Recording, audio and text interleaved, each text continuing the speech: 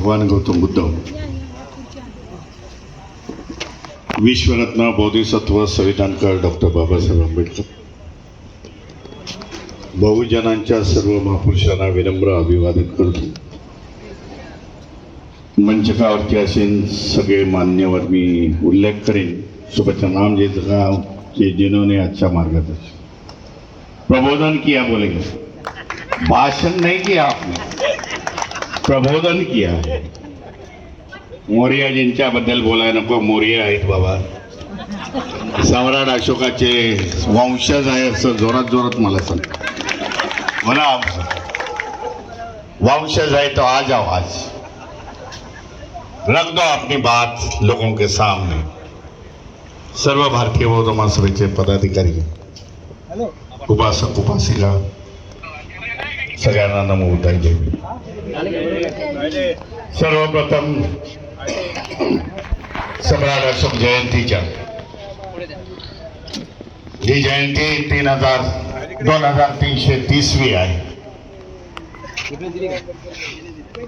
त्या जयंतीच्या तुम्हाला हार्दिक हार्दिक शुभेच्छा देतो. आणि बऱ्याच दिवसापासून हे चाललं होतं हे सम्राट अशोकांच्या प्रतिमा लावायला पाहिजे म्हणून. मी कधीतरी हरियाणा की राजस्थान मध्ये गेलो होतो, एक 2-4 वर्षापूर्वीची गोष्ट आहे. बोलत असताना तिथे भाषण करत असताना मैंने कोई प्रबोधन नहीं किया, मैं भाषण करता हूं. आणि मी बोलत असताना तिथे बोललो त्या राजस्थान किंवा हरियाणा मधल्या लोकांना भारतीय बौद्ध महासभेचा कार्यक्रम होता. हमें सम्राट अशोक की जयंती साजरी करनी पड़ेगी, यहाँ तुम्हें शुरुआत करनी पड़ेगी. हर साल जोर से मनाओ. त्याने नंतर सांगितलं, भीमरावजी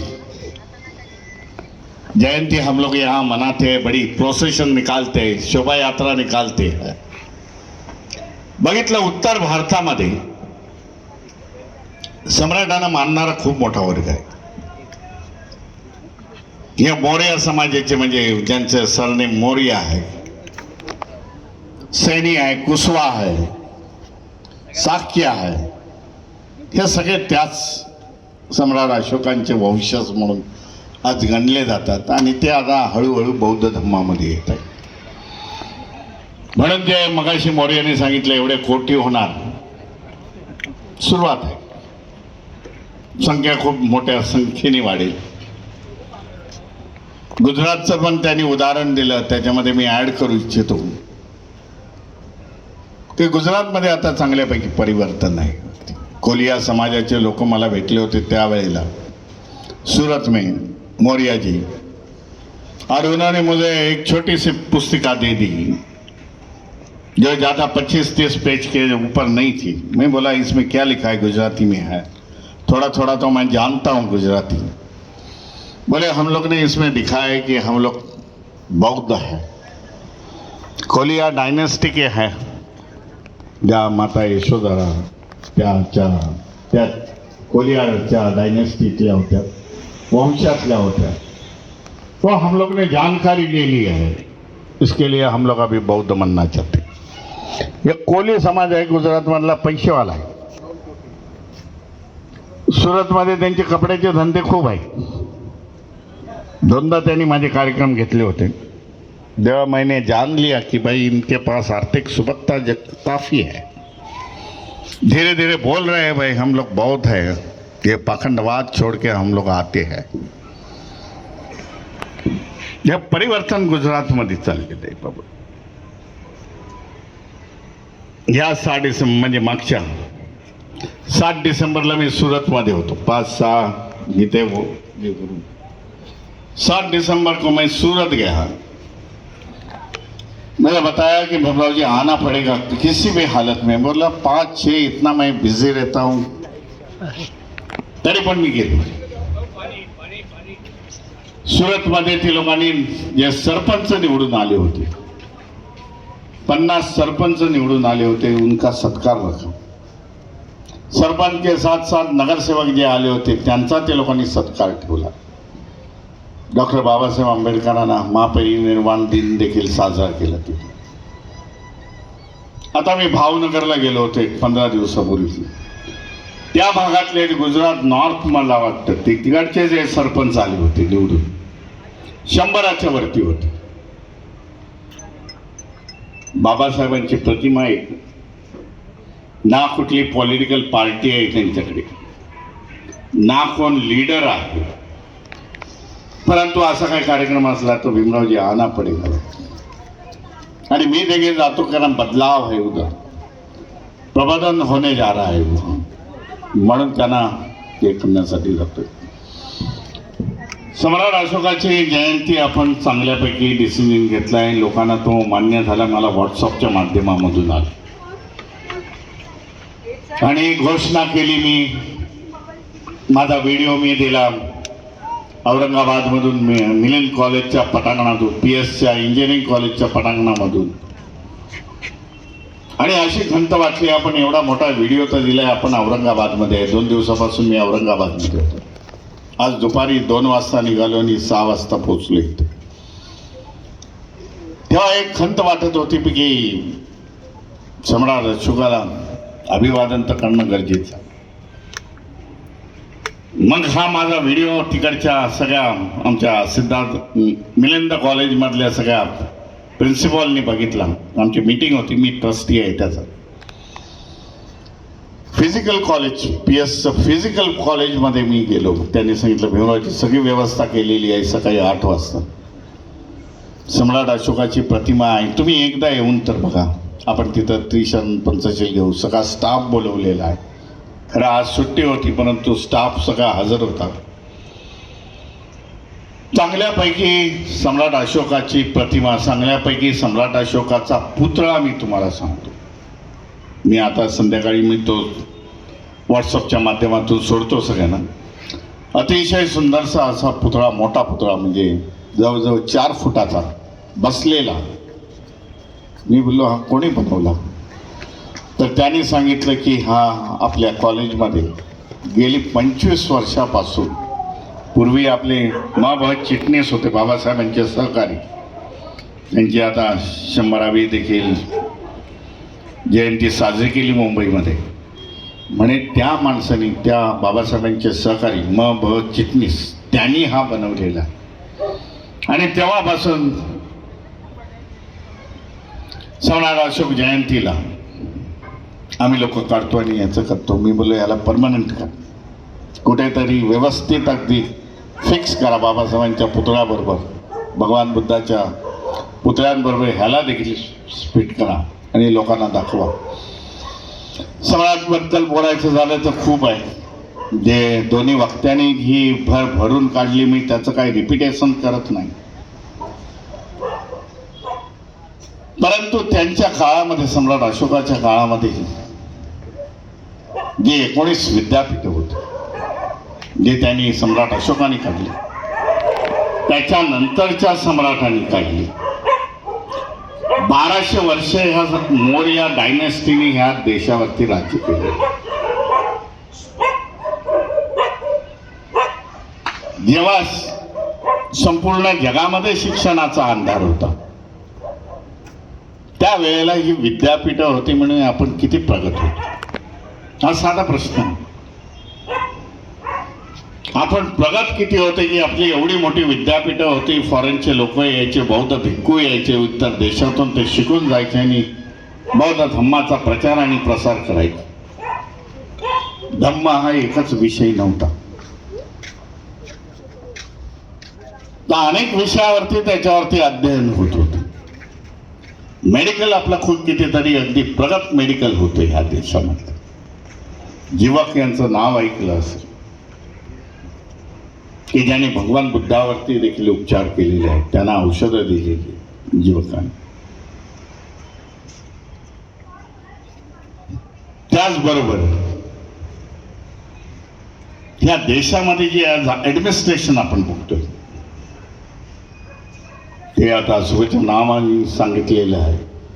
ऍडमिनिस्ट्रेशन देखील हे त्यावेळच्या 2500 वर्षापूर्वीपासून 2000 वर्षापासून जे ॲडमिशन रचना केली होती भाऊ, तीच रचना आज नवीन भारताच्या संविधानामध्ये डॉक्टर बाबासाहेब आंबेडकर, दिल्लीला गेलं तर जनपद आहे. क्या आहे जनपद? सम्राट अशोकाच्या काळामध्ये जनपद ही संघटना, जनपदमध्ये ह्या जनपदमध्ये आहेत त्याचे मिनिस्टर राहायचे, त्याचे मुख्य लोक राहायचे. त्या विभागाला बाबा हम लोग जनपद बोलते. आज देखील आपण जनपद उत्तर भारतामध्ये गेले तर वो जनपद से है. अशा प्रकारचं व्यवस्था सम्राट अशोकाने केली होती. परंतु इतिहास हा दडपल्या गेला. जो चांगला इतिहास आहे या देशामधला दडपले गेले, तो बाहेर काढण्याचा आपला हा प्रयास आहे बाबा. जे लोक आपल्याला आज जुळत आहेत त्यांच्या माध्यमातून त्यांच्या लोकांपर्यंत जावा हा इतिहास, लोकांनी दुसऱ्यांना समजावून सांगावा सम्राट अशोकाचा इतिहास. काल्पनिक गोष्टी आता सोडून द्याव्या. ह्या देशाचं दुर्दैव असं आहे, ह्या देशाने कधीच भगवान गौतम बुद्ध, सम्राट अशोक वगैरे ह्याच्यानंतर सत्याला कधी समोर गेले नाही. सत्याला जर समोर गेले असते तर देशाचं आज कुठल्या कुठे प्रगतीला गेला असते. हे काल्पनिक सगळ्या गोष्टीवरती, काल्पनिक गोष्टीला, असत्याला सत्य मानून हे लोक चालले, म्हणून देशाची अधोगती झाली. जे देश सत्याला समोर गेले, भारतातून बौद्ध धर्म लुप्त झाला, एशियन कंट्रीज मध्ये गेल्यानंतर, परंतु सत्य ज्याने स्वीकारलं, बौद्ध धर्म स्वीकारला, विज्ञानवादी दृष्टिकोन घेतला, वो देश आगे निकल गए. कई उदाहरण है, चाइना से लेकर जापान तक. बाबासाहेबांनी देखील संविधानामध्ये लिहिलेलं, संविधानाच्या कलमामध्ये बाबासाहेब म्हणतात की येणाऱ्या काळामध्ये या देशाची जर प्रगती व्हायची असेल, देश जर चालायचा असेल, तो विज्ञानावरती चालायला पाहिजे. परंतु देशाचं दुर्दैव आहे, देशातील राजकर्त्यांचं दुर्दैव आहे, जनतेचं दुर्दैव आहे की अलीकडच्या काळामध्ये 2-1 वर्षापूर्वी जी रॅफल नावाची विमानं आली, प्रगत विमानं स्वीडनमधून घेतली. देशाचा केंद्रीय रक्षा मंत्री त्याच्यासमोर नारळ, त्याच्यासमोर लिंबू वगैरे त्याच्या टायर समोर ठेवतो आणि त्याची पूजा करतो. ये मानसिकते से जाते हुए देश कभी आगे नहीं निकल सकता. म्हणून आपल्याला विज्ञानाची कास धरावी लागेल, आपला इतिहास लोकांना सांगावा लागेल. येणाऱ्या 1 मे रोजी वैशाखी पौर्णिमा आहे, आपल्या सगळेजण जाणतात. भारतीय बौद्ध महासभेने आणि भिक्खू संघाने, ऑल इंडिया भिक्खू संघ, महाराष्ट्र भिक्खू संघ, मुंबईचा भिक्खू संघ, हे सगळेजण आम्ही एक 15 दिवसापूर्वी चैत्यभूमीमध्ये जमलो आणि येणारी वैशाख पौर्णिमा कशी साजरी करावी ह्याच्याबद्दल आमचं डिस्कशन झालं. त्याच्यानंतर चैत्यभूमीमध्ये आम्ही कसा लोगो असावा, कसं काय असावं, त्याचे व्हिडिओज आपण बघितले असाल. 30 एप्रिल रोजी वैशाख पौर्णिमेच्या 1 रात्री आधी या चैत्यभूमीमध्ये आपण 1 लाख दिवे पेटवणार आहोत आणि ते समुद्रामध्ये आपण अर्पण करणार आहोत.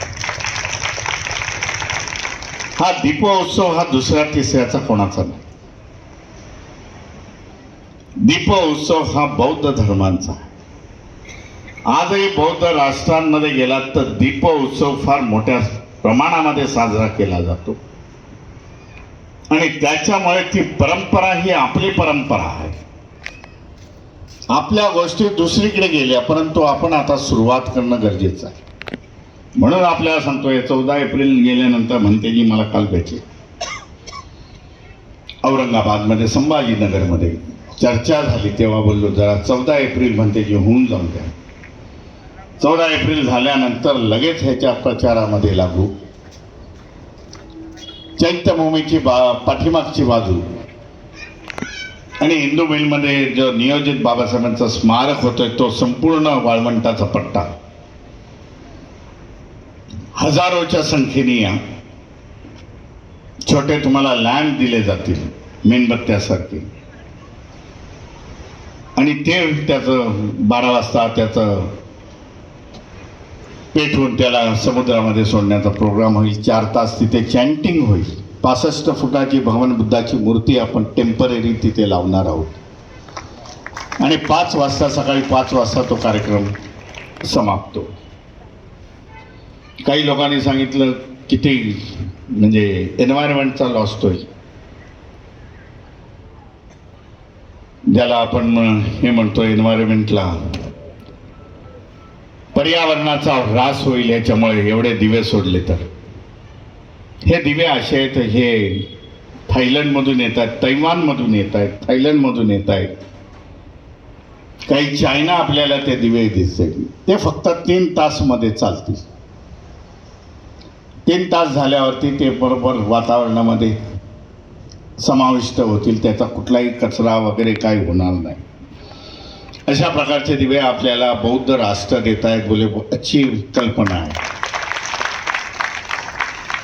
त्या दिव्याच्या माध्यमातून आपण चैत्यभूमीमधून संदेश देऊ आणि संपूर्ण भारताभर हा संदेश जाईल. जिथे जिथे अशा प्रकारचं काय असेल तर दिव्यांची योजना करा.